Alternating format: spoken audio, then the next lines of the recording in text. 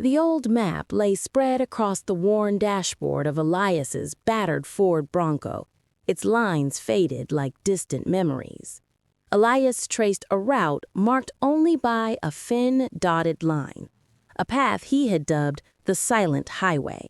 It was a stretch of forgotten tarmac that cut through the Mojave Desert, a shortcut that promised solitude and, more importantly, a saving of 300 miles. "Are you sure about this, Elle?" asked Maya, his co-pilot, her eyes narrowed against the fierce desert sun. "The GPS went dead an hour ago, and look at that sign." Elias followed her gaze. A rusting metal sign stood half buried in the sand, its lettering barely visible. "Danger. Road closed. No services." "Classic overreaction," Elias scoffed, adjusting his vintage aviator sunglasses. "They don't want people using their shortcut. It's perfect. No traffic, just us and the road." He steered the Bronco onto the neglected highway. The asphalt was cracked and patched, giving way in places to loose gravel. The air was thick and still, buzzing with the sound of unseen insects. They drove for hours. The sun began its slow, fiery descent, painting the sky in violent oranges and deep purples. They hadn't seen another vehicle, structure, or even a cell signal since they left the main road. The solitude was starting to feel less like freedom and more like a trap. Maya was fiddling with the radio, static hissing angrily back at her. "I swear I just heard something, not music, just a repeating chime." Elias slowed down. The Bronco's headlights sliced through the rapidly thickening twilight. "Chime? Like a bell?" "No, more electronic, like a distant signal." Suddenly, the engine coughed, sputtered violently, and died. Silence, absolute and heavy, crashed down around them. Elias tried the ignition, nothing. He checked the fuel, half a tank. He popped the hood, but his limited knowledge of mechanics was useless against the complicated tangle of wires and hoses. "What was that?" Maya whispered, pointing ahead. Up the road, a lone squat building stood silhouetted against the last sliver of light. It was a dilapidated, single-story structure that looked like an abandoned roadside diner or maybe an old gas station. It had no lights, no signs of life, but there was something unnerving about its sheer isolation. "The watchman," Elias muttered, remembering an old local legend he'd ignored.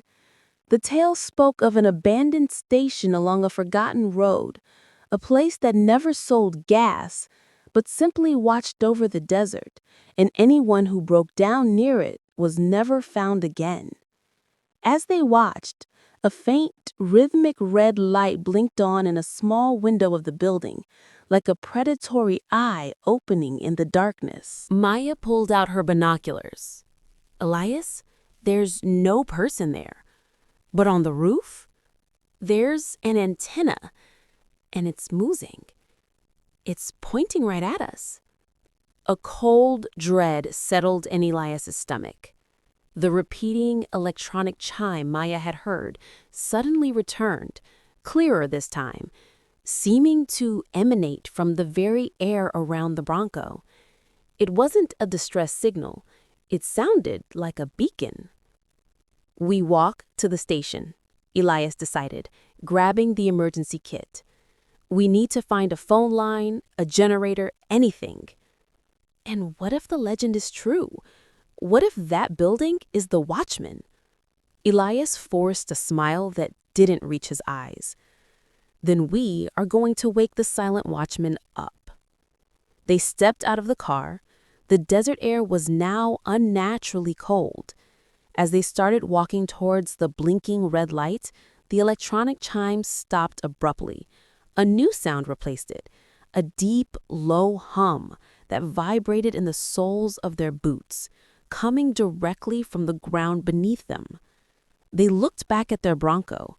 In the glare of its dead headlights, a new shadow was forming on the road behind it, a shadow that moved too quickly to be natural, closing the distance between them and the safety of the car. Elias and Maya sprinted, the deep mechanical hum shaking the ground and the strange fast-moving shadow gaining on them.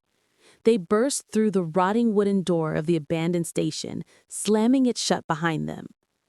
The inside was pitch black and smelled overwhelmingly of ozone and stale dust. Elias fumbled for his flashlight. The beam cut through the darkness, revealing a counter covered in dead flies and a rusted coffee machine. "It's just an old diner," Maya gasped, catching her breath. "No," Elias corrected, pointing the flashlight toward the back wall. "Look closer." Behind the counter, a section of the wall had been roughly cut away, exposing a metal door with a wheel lock, like the entrance to a bank vault. Etched above the door was a barely visible symbol, a circle with 3 concentric rings, crossed by a jagged line. The humming sound intensified, now clearly coming from below the floorboards. "Whatever shut down our car is in there," Elias said, already turning the heavy wheel. The vault door groaned open, revealing a short, steep flight of concrete steps leading into a cool, airless chamber. The chamber was small, but dominated by a massive, pulsing device. It wasn't an antenna or a generator, but a giant, obsolete communication unit. Tubes glowed with a sickly green light, and thick, tangled cables snaked across the floor, connecting the unit to the antenna above and, most alarmingly, to something buried deep beneath the earth. On a dusty console next to the unit, a small screen flickered. It was displaying a single, chilling line of text. "Connection established. Target acquired." "Target acquired?" Maya whispered, her voice shaking. She pointed to a shelf lined with faded paper folders. "Elias, look at these." The folders contained driver's licenses, personal documents, and faded photographs, all of people who had vanished on this very highway over the last 40 years. Beside the stack of folders lay a thick, leather-bound logbook. Elias quickly flipped it open. It wasn't written in a human language, but in complex mathematical sequences and astronomical coordinates. The last entry, dated only minutes ago, was chillingly simple. "Vehicle remains. 2 humans detached. Preparing data transfer." Suddenly, the red light from the window, the eye, began to flash rapidly, and the giant communication unit began to roar. The floor vibrated violently. A high-pitched squeal filled the air, piercing their ears. Elias realized the terrifying truth. The watchman wasn't watching the road. It was watching the people on the road. It was an old, automated alien beacon set up decades ago.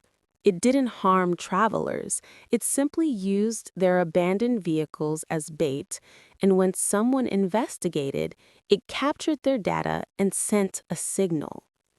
"The Bronco, it's taking the car's memory," Elias yelled. "The car didn't break down. The unit shut off the engine to force us here. We need to stop the signal." He scrambled onto the console, looking for a manual switch. The high-pitched squeal was becoming unbearable, and the green glow of the tubes intensified, casting flickering shadows that seemed to writhe on the walls. Maya grabbed the only loose tool she could find, a rusty wrench. "Which one?" "The power core, the one with the thickest cable. It's the energy source for the beacon." A final violent surge shook the room, cracking the concrete floor. The door above them burst open, and the shadow they had seen earlier dropped down into the chamber. It wasn't a monster, but a highly advanced, drone-like maintenance unit, the Shadow, that moved too quickly. It had come to secure the detachment, Elias and Maya, and complete the data transfer. The drone extended a clawed arm toward them. Elias yelled, "Now, Maya!" With a grunt, Maya swung the heavy wrench, hitting the large central ceramic cylinder with all her strength. A brilliant white flash blinded them. The screaming noise cut off instantly, replaced by a deep, shuddering crackle. Sparks rained down. The drone froze midair, its optical sensor going dark. The green glow of the unit flickered, then died completely. Silence returned. This time, a welcome, profound silence. Elias and Maya waited, hearts pounding, listening to the dust settle. They had broken the machine, but they were still stranded in the middle of a dead highway, hundreds of miles from help. They climbed out of the basement and back into the desert night. The watchman station was now just a dark, silent shell. They ran back to the Bronco. Elias tried the ignition again, more in hope than expectation. To his astonishment, the engine turned over immediately, roaring back to life as if nothing had ever been wrong. The unit's electronic jam had been lifted. As they sped away, the tires crunching gravel on the silent highway, they looked in the rearview mirror. The abandoned station quickly vanished into the darkness. Elias didn't look back again. They had faced the silent watchman, severed its connection, and escaped with their memories intact. They knew they would never tell anyone the truth. Who would believe that a cracked-up desert highway was home to an ancient data-siphoning alien beacon?